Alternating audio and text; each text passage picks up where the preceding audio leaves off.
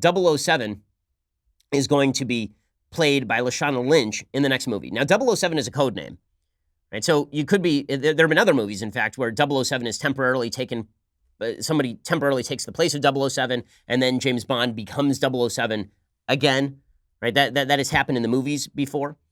But the left was going nuts over this. They were so excited about the possibility that an iconic character like James Bond would suddenly become black and female. Now, I don't care at all about the race of James Bond. In fact, I don't think it's particularly relevant to the part of James Bond.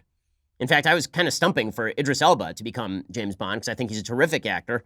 I love him in everything I've ever seen him in. And he was kind of stumping for it too. I think he'd make an excellent James Bond. I don't think that color has anything to do with the part. There are certain parts where color has something to do with it, right? If you're watching Mississippi Burning and Gene Hackman's character is black, it makes no sense because color is obviously part of the movie. If you're watching Black Panther and everybody's white, that doesn't make any sense because color is obviously a part of the movie.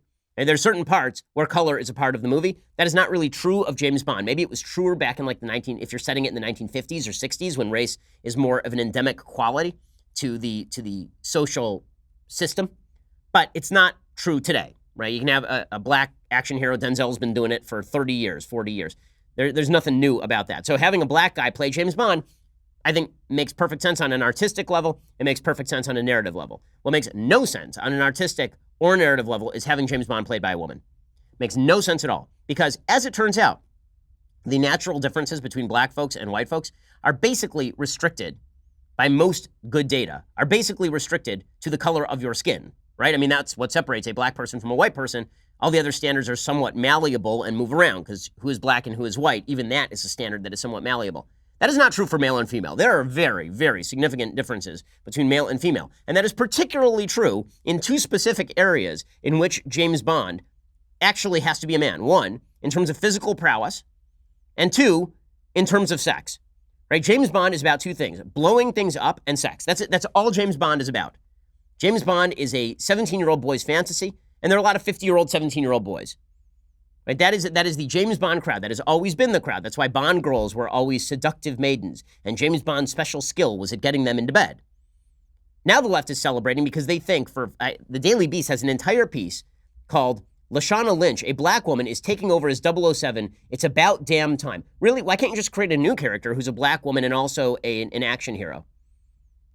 I mean, that seems plausible, does it not? Is there a reason why you have to take a traditionally heterosexual hero like James Bond, a heterosexual man, a virulently heterosexual man, and then turn him into a woman?